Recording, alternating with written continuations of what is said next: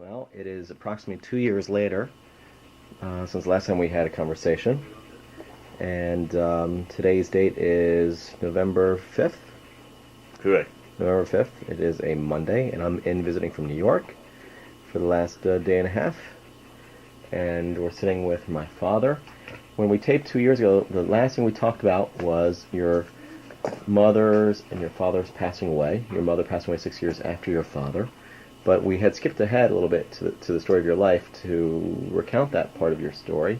I want to take us a little bit further back before that happened, because we skipped over one segment of your life, which was your high school years, and then we'll transition and talk a little bit about your time in Yeshiva University, both in high school and in college. So, prior to your starting high school, when you went to high school, were you living at home? Mm-hmm. You were living at home. And you were living at that point in time in the Bronx, yes? Bathgate Avenue? Bathgate Avenue. The year of the French Revolution. 1789. Mm-hmm. And how would you get to school every day?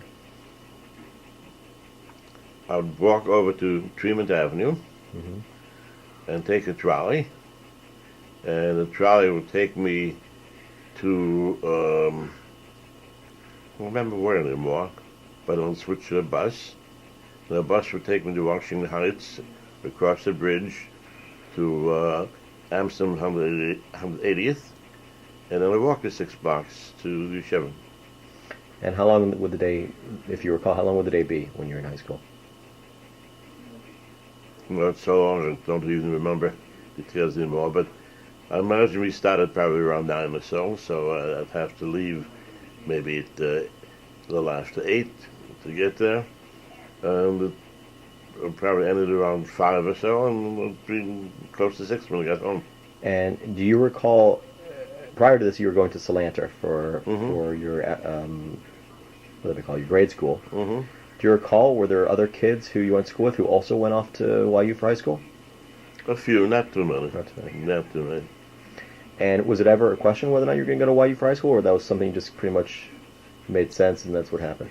How'd that happen? When I was in my senior year, in my 8th grade year, remember I was all of 2.5 years in elementary school. Mm-hmm.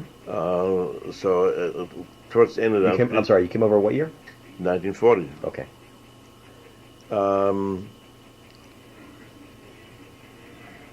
People were beginning to wonder where they're going to go for high school. Mm-hmm. Most of them went to the high school in the Bronx. What would be the high school in the Bronx? Public high school?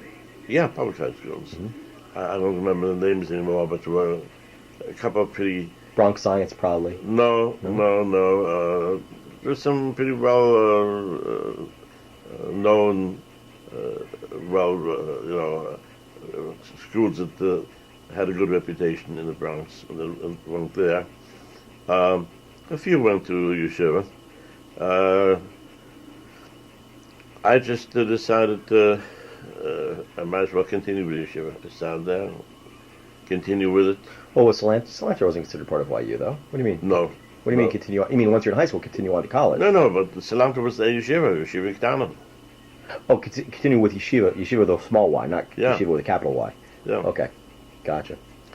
And so there was no great chiddush in my part to enroll there.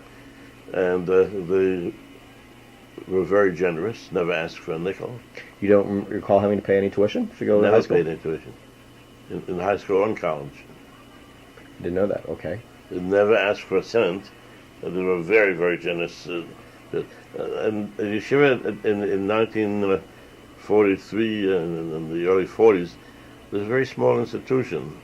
It was all in that one building in 186th and Amsterdam Avenue, where the original design of Yeshiva University had been to occupy any number of square blocks, but the Depression knocked down all those ambitious plans, and so we were all confined in one building.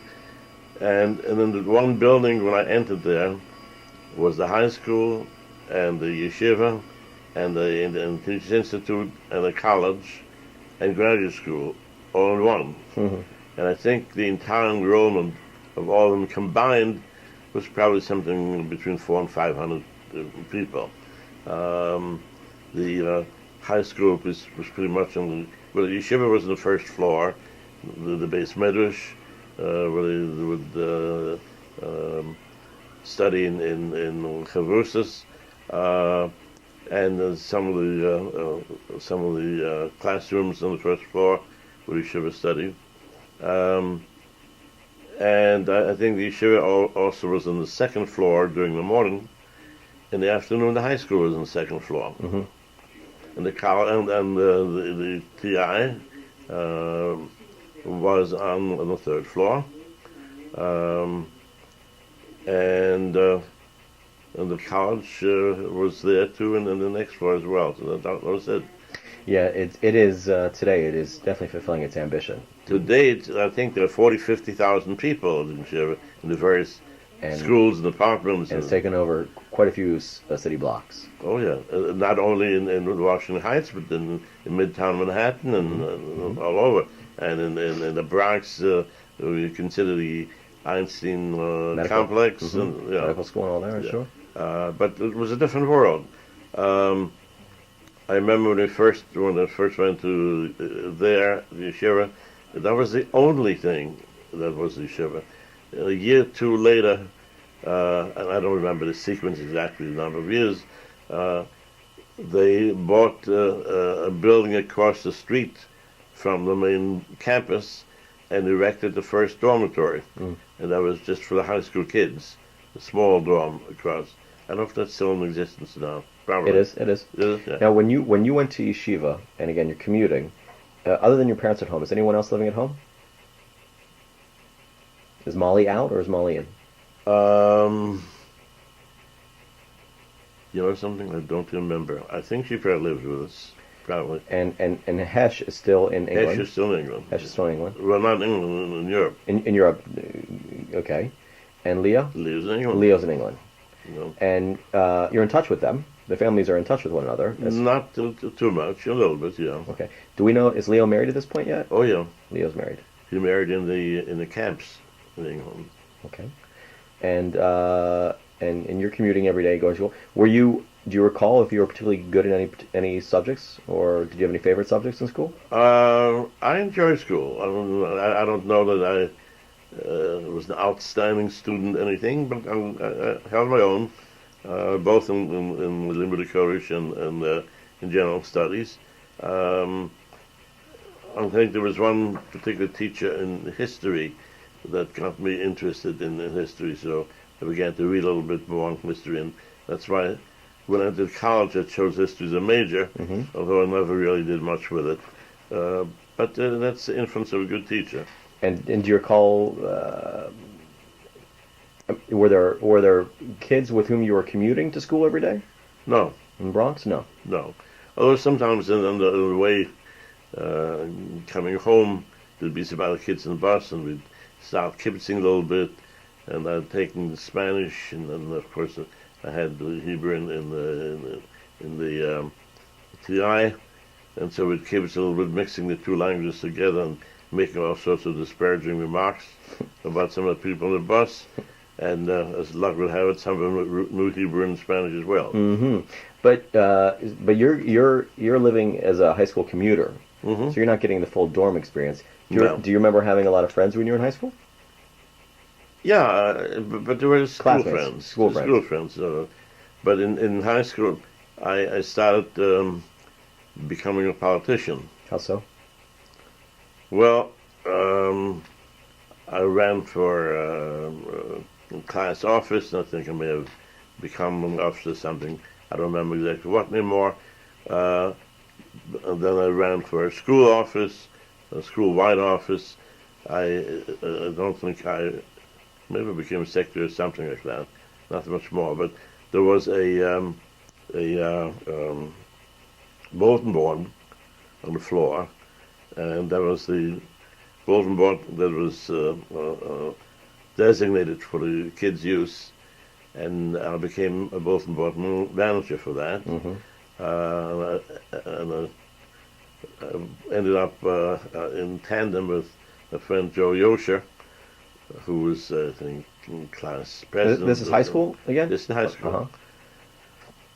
And I started to write a daily, well, we really transformed that bulletin board, and we made it a center of attraction where everybody came to see it every day, including the faculty. I wrote a one-page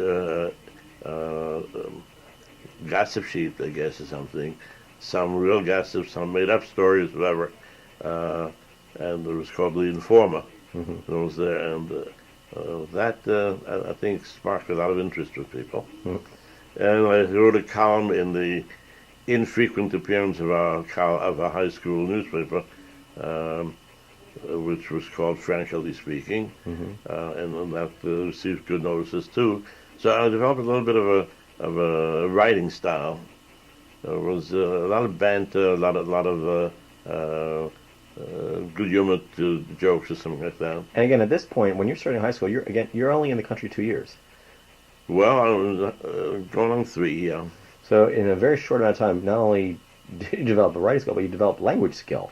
Of course. That's pretty fast acquisition, I would think. No, I think we don't give immigrants enough credit. Today we've got to feed them English as a second language, and you need tutors and all that. Come on. I'm just envisioning how well I'd fare if I were to go to a foreign country. If I Look, had to. A lot of our immigrant kids from Europe did extremely well in a very short time, mastering the language and then becoming, as I think I may have mentioned before, even in the elementary school. But by the time I was here a year and a half, we corrected the English papers of the American kids. You did mention. Yeah, so that came out true. But so that's what I did in high school.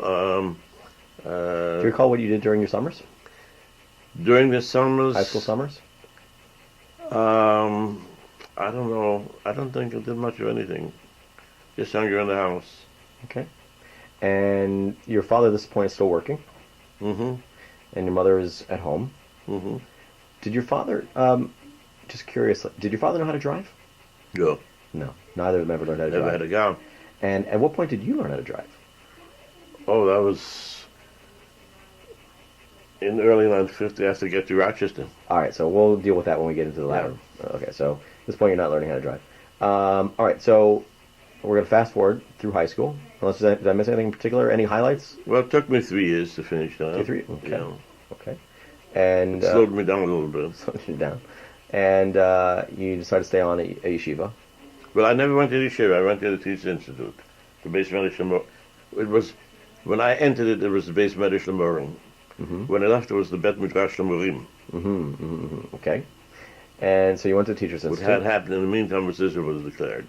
So they switched to Svardit. Mm-hmm. And so you went to Teachers Institute at Yeshiva University. That was the undergraduate program. I had some gay teachers. I was Bar Mitzvah. Well, Bar Mitzvah was earlier, no? Bar Mitzvah? No, I was already at it was in high school. Bar Mitzvah was in high school. Yeah, in high school. Yeah. Okay, so we finished high school, and now you're a teacher and student at Yeshiva University, college. Mm-hmm. Again, they didn't charge you tuition. No. Anything of particular note? Are there any particular classes that sparked your interest? Any career ambitions starting to germinate at that point? Well, I became very interested in continuing with the newspaper, so I became very much involved with the commentator, better known as a commie, which in later years people didn't like to hear. This was during the witch hunt years. But I had some McCarthy era. Yeah. I had some interesting teachers, like the teacher taught us phys ed was Doc Hurwitz, better known as Pan the Magic Man, father of Shari Lewis. Oh, wow. Okay. He was good. He was a short little guy, but he really put us through our paces. And he taught you what? Physics? Phys ed. Phys ed. Shari Lewis's father taught you phys ed. He was there for many years. Many years. A teacher for hygiene or whatever would meet us in the college lecture hall, which was a stepped kind of thing. Mm-hmm. And you'd sit in fifth row, sixth row, something, and say, "You down there?" as he's pointing up. "You down there?" Yes. And he would tell us there's no such a thing as a safe period. What else is, I don't know, Chochmas. We had some good teachers. Dr. Hogan, Shalom, was the dean of TI, and was teacher of our some of our history classes, Hebrew history and so forth, Jewish history, and we'd meet with him on Friday mornings from 8 o'clock in the morning session. Now, I was active, as I said before, on the Kami, and the Kami would be put to bed on Thursday nights. We'd work through the night, work on a thing. If I got lucky, then maybe by 4 or 5 in the morning, we'd break up and I'd see if I can grab a bed someplace in the dorm for the rest of the night. At 8 o'clock, I'd have in class. You can imagine how wide awake we were. And your parents were okay with this? Well, why did my parents know about this? They know that you're not coming home when you're a commuter. Oh, yeah. Well, that was nothing. Okay. That was nothing. So I'd sit in, the rooms were very big, about 4 rows of chairs. And I'd sit very inconspicuously in the third row, trying desperately to stay awake. And Dr. Hogan, blessed memory, he was a wonderful man, but he was a very boring teacher. And he'd drone on and lecture, and would almost prop my eyes open with a pin or something, and he'd look over me. And he had a little bit of a tremor. It was, I think, the beginning of Parkinson or whatever. And he'd look at me, and then his hand would shake and say, "Hey, Frankel, lamadete kol halayla." As if. Yeah, he knew that, He knew from you and the Kami. But it was good. Do you think at that point in time did you have ambition to go into journalism based on that experience? I had some thought about that. Not really serious. I got news for you. A lot of people say that during the college years you start thinking seriously about careers, and I never thought of a career. I just went because that's what you do. You go to school. And on the commentator, I know that you stay close with Joe Yosher, and Yeah. I didn't know that your friendship started in high school. Oh, He yeah. was on the paper with you as well, yeah? Oh, yeah. We were both managers. In the Kami, I started just writing, getting assignments to cover some subjects. And then eventually I worked my way up to the managing board, became a copy editor, something of that sort. And by my junior year, I was, I think, news editor. And then the question came when Billy Herskowitz, who was then the editor, would graduate, who would take over as senior editor. And the question was between Joe and me. And they chose me as the editor, and Joe became news editor, and got me into trouble. How so? Well, no, we were very close, and then it was a very good working relationship. But Yeshiva has, and still has a thing, an annual great big dinner at the Wall of Astoria, and invited us to cover it. Didn't chas v'chalil offer us a piece of bread or l'chaim, but to cover it. So we went there. And Joe came back afterwards and he said, here's the wine list. The number of wines there that you don't usually see this in a Jewish store. It's a question of these are even kosher wines. Wait a minute. He was intimating that they might be serving treif wine at the YU dinner? So he wrote a innocuous little, I thought it was innocuous little 5 or 6 line editorial saying that she would be very well served, but double checking to make sure that there's no question about it. That's all they needed. They didn't take kindly to that. I was called down to Dr. Velton's office, who's the president, and he spat at me. He spat at you? Yeah. Threw me out of his office. The question was I would be thrown out of school altogether. Dr. Hogan called me in his office and gave me a little lecture. Chewed you out a little And Dr. Isak, who was the dean of the college, called me in his office, gave me a lecture. They impounded the paper, and we had to write another editorial and substitute for it, and then they reprinted the paper with a new So editorial. that paper never made it today. So they were reading your papers before they were put out. Yeah, You had censors. but they'd never exercised that before then. But this was, and I think one of the Jewish news agencies picked it up, and some small articles appeared in some of the New York publications. So the word got out nonetheless. Word get out. That was an interesting part. It was, particularly in the last 2 years. So I graduated in 1949. You know what happened in 1948? Indeed. The state of Israel was declared. The things leading up to that, and those became big news stories. Which, It's a good time to be writing a newspaper. We're in a commentator. The other thing that happened was of great interest to us was that's when the yeshiva took on the status of a university.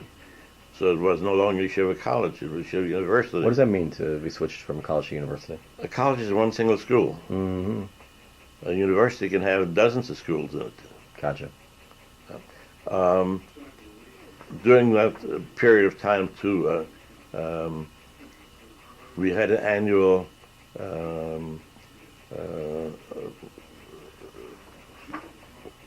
presentation, something, plays that the different classes would present for an auditorium, for a full auditorium of parents and patrons. And my class came up with a play, and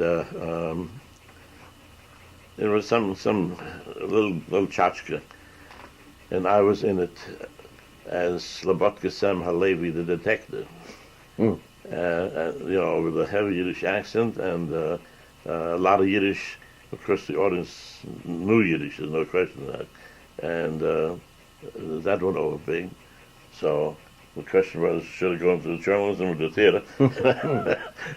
And you chose neither. And I chose neither. During this period of time, too, the yeshiva began to have spurts of growth. On Amsterdam Avenue, on the side opposite to the building of the yeshiva, there were small single-story houses, mostly older houses, really. And there was also a fire station. Yeshiva bought that, and they knocked down the houses, and they remodeled the fire station. And where those houses had been, they put two army barracks. At this point, those were no longer needed, and the government disposed of a lot of these barracks, and put them on either side of the fire station. And those became the homes of the first graduate school. Mm. And that's where the first Yeshiva University PR department was located. And the fire department they cleaned out and made into the Yeshiva University Library. Hmm. Now there'd been a huge library on the second floor of YU called Gosman Library, but it was basically a library of Hebraica. Mm-hmm. Now they added a library of general studies and Jewish studies and so forth, and that started in that firehouse. So the beginning of the expansion of yeshiva into, now they were not just a college, but they had graduate school, and that's all happened during those years. So exciting years. And you were in the undergraduate program for how long? 4 years? That slowed me down. That took 4 years. That took 4 years. It was interesting. As I mentioned before, the The last couple of years I was there was during the McCarthy years of witch hunting for communists and so forth. And when I was elected to be the editor of the Commentator, a headline was Sam Glazer elected president, Max Frankel commie editor. Mm-hmm. Oh boy. You guys did that with tongue in cheek. No, it was always the commie. Okay. It was always called a commie. But some people didn't take too kindly to that. You had kept through the years a couple copies of the Commentator. One of the issues that you saved, which I have, is the issue when Israel was declared a state. Mm-hmm. And the cover of it has the map of Israel superimposed Mm-hmm. on the cover. Mm-hmm. Do you recall decisions like that? Would that have been your editorial decision to the look of the paper? Sure. Yeah? Sure. Well, not just me. I mean, my editorial board, we decided what we wanted to do. Remember, this was before you typed out a newspaper on the computer. Right. It was all handset type. Well, not handset, linotype. But we'd go down to Teaneck, New Jersey, where the... Galleys? No, where the printer was located. Mm-hmm. And he'd give us trays full of the type and the galleys for them. And we would sometimes have to... Well, first we'd correct any mistakes that we found, typograph mistakes. But at times we found that we had 3 inches too long. You have to edit. So we had to do some editing right on the spot and so forth. That was exciting going down. And do you recall, I mean, how did this work exactly? So you finished writing the paper, you put it to bed Thursday night. Who would you submit it to? We'll submit it to anybody. Well, someone reviewed it before it was approved, no? Somebody got a copy of it. So that one, somehow something slipped out. Yeah. Gotcha. But generally speaking, you take it. But we didn't think there was anything to this editorial. I understand. We thought it was very, gentle. Just you should be very careful, lest somebody. Be interesting to get a copy of the. They probably have microfiche of those old papers somewhere. I doubt it. Yeah, you could be right. Commentator is still strong, still out there. What we probably have on campus is a library of the old, They're probably disintegrated by now. because They have- some monk papers have fallen apart. Yep. YU Commentator is still being published, and you should have several other newspapers also that are controlled by the university. We would get year after year, we'd get the highest grades from the National Association of College Newspapers, because we put out a pretty decent paper. Do you recall during your college days how you spent your summers? Well, yeah. I got my first big job in the summer. Doing what? Chaim Potok was a friend of mine. Mm-hmm. He lived in the Bronx, just maybe 15 minutes from where I lived, on Claremont Parkway. And during the spring and early summer, beautiful Shabbosim, we would walk to the Bronx Zoo together. He and his sisters, and me, my brother, who by that time joined us. And That's Hesh. Hesh. And one day, Chaim asked me, what am I doing this summer? I said, I don't know, nothing. Would I like to come up to camp with him and work in camp? I said, sure, why not? Chaim was a very, very strong Beitari. So he introduced me to Katzin Propis, and I was offered the job of head counsel at Camp Beitar. Camp Beitar was in Spring Glen, which is just before Ellenville in the Catskills, Route 17. If you heard of Neverly and so, Neverly was about 2 miles away from there, whatever. Mm-hmm. So he introduced me to Propis, and I became the head waiter, which means basically that I earned a munificent $75 for the summer, where regular waiters only got $50 for the summer. And my big responsibility was to make sure the guy showed up. For breakfast or lunch, whatever. We worked very hard, but it was a lot of fun. We went out and strike once in a while. Hesh work with you also, or is that just you and Chaim Potak? Just Chaim. Hesh was later. I was at bequeathed 2 years, and then a cousin or something of Potak's opened a summer camp, a summer home for adults. He had bought a children's camp and converted it into an adult camp or something. Basically, bunks and bungalows and dining hall. Beautiful pond. I love that pond. With some rowboats and things. And asked me would I like to go up and go to work for the guy. So I did, and became a waiter there. And then later on, when Hesh joined us, I brought Hesh up as a busboy, and my friend Herbie Pollock, who's now in Cincinnati, brought up as a busboy too. And we worked hard hours. This was a small place, had room for maybe 75, 100 people, a small dining room.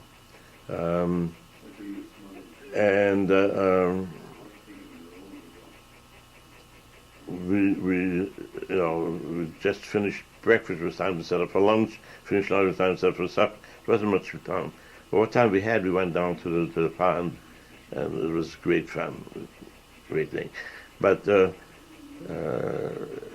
we had some interesting times. So one 4th of July weekend was a gorgeous weekend. The sun was shining, the skies were blue, and the place was fully booked.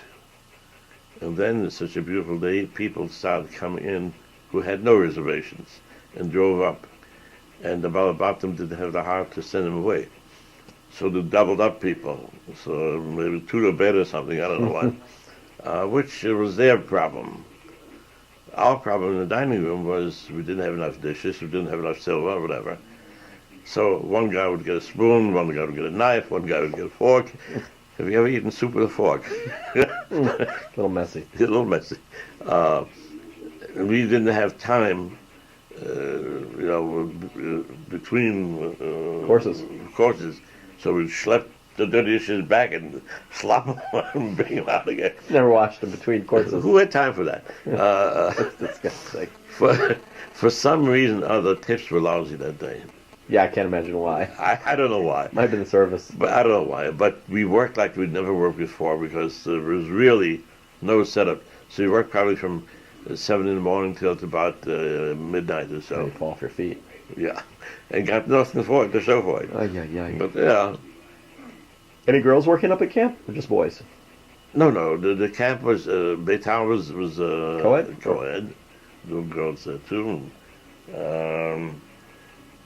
And of course, Kinneret Country Club. We called it Kinahara Country Club. Kinahara. And sometimes we were not so generous at Cock and the Girls Country Club. Depending on how the tips were. Across the pond was the Girls Scout camp. Oh, that's convenient. That was interesting. That's nice. Anyone taking an interest in girls at this point? Not overly. Some other guys were there who I knew from Yeshiva, and of course they all bragged about how great they were, the girls. It was all big mouth. A lot of talk. Through the years, any of these people that you went to school with at YU or worked with at the camp, did you stay in touch with Chaim Potak through the years at all? No. I followed his career more or less. I became editor of the JPS, and he wrote his books. I got a copy of his first book, which was highly received, Call Me Asher Lev? No, that was later. No, his first book Chosen? was The Chosen. I read it. Frankly, I didn't think too much of it. Really? I didn't think much. I like The Chosen. It got a big right around stuff. I thought it was really rather hackneyed. I don't know where Chaim came to it because, of course, what I knew he wasn't Chaim Potak. He was High Potak. High Potak. We'll say high, but it was a JTS YU kind of story. Yeah. The Moskil was like a JTS student. Who's Moskil? Oh yeah. The Chosen. I don't know where he came to that. I don't know that his father was a chassid. No. His father was a jeweler or something. And Was he an immigrant? no. His father's probably first generation, maybe second generation. Chaim certainly was not. But I saw him occasionally, and that was it. But I really didn't follow up. You should have gotten him to sign your first first edition copy of The Chosen. Yeah, That'd be a good thing to have these days. I wasn't a publicity hound. And Joe Yosher, did you stay in touch with him through the years at all? No, but Joe became a rabbi, and so some of the others did. Why you smicha? Yeah, Billy Hershkovitz became a rabbi. Lou Bernstein was before him, became a rabbi, and they became pretty big. I met a distant cousin of mine there, who later became my sports editor and the commentator, and his name was Fenster.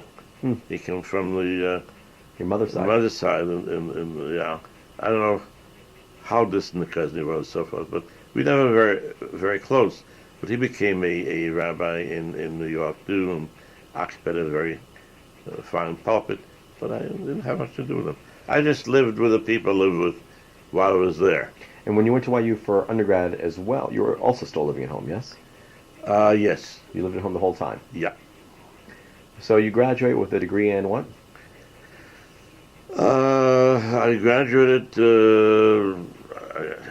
I guess my major was history, so I guess, but it wasn't a degree in history. It was just A bachelor's degree. A liberal arts bachelor's degree. Yeah.